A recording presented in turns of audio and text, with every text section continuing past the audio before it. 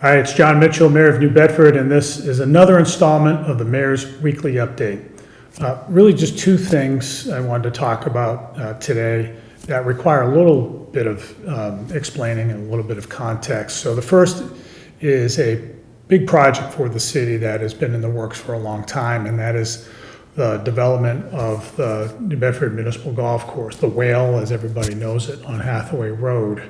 So as we've discussed before, the Whale is, it's been there for a long time. It continues to be used. It's not used as much as it used to be.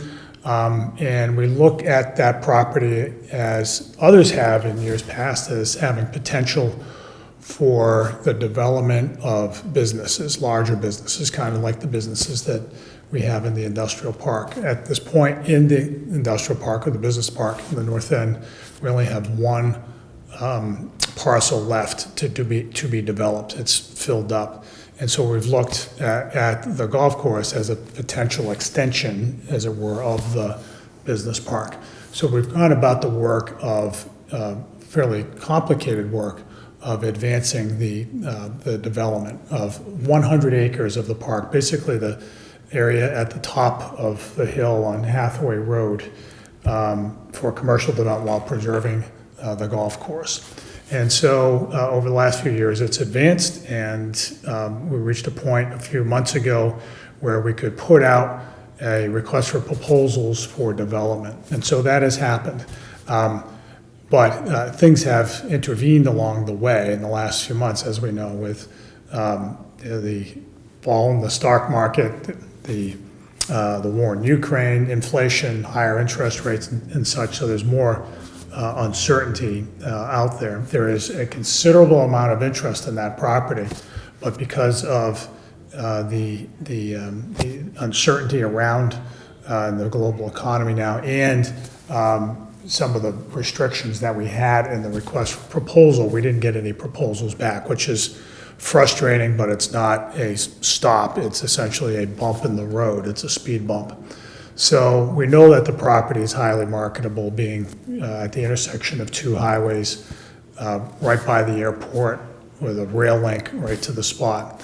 So we're going to go out to some of the roughly 60 businesses that expressed interest in the property and ask them if there are ways that we can tweak the request for proposals to make it easier to bid on. And so those might include loosening up of some of the zoning that's in place, the zoning regulations in place, or the timing of when the winning bidder would have to pay for the property and so forth. So we've hired a consultant to bring that information back to us. We'll take the next couple of months to look at it closely, and then we'll go back out on the street with another request for proposals. So that's what's happening. I want people to understand that, because there's a lot that's going on, and I wanted to offer that context up. The long and short of it is, this remains a very promising prospect for the city to create a whole lot of jobs and to generate an awful lot of tax revenue, and we want to continue to pursue it, and we will. So the second thing I wanted to talk about today is a proposal that we have in front of the City Council to raise the pay of certain city employees, management employees. We negotiate periodically, essentially every 3 years, with all the unionized employees, whether it's fire, police, AFSCME, and others, teachers, to update their pay as we go along, but we don't do the same for management, and we're put in a position where we have not been as competitive as we'd like to be for management positions. This is concerning because, as we all know, mediocrity is expensive. If you don't have the funds to pay to get people who are highly qualified, it's going to cost you more in the long run. And we all know this from our experience, right? So if you hire a carpenter to work on your bathroom, and it turns out that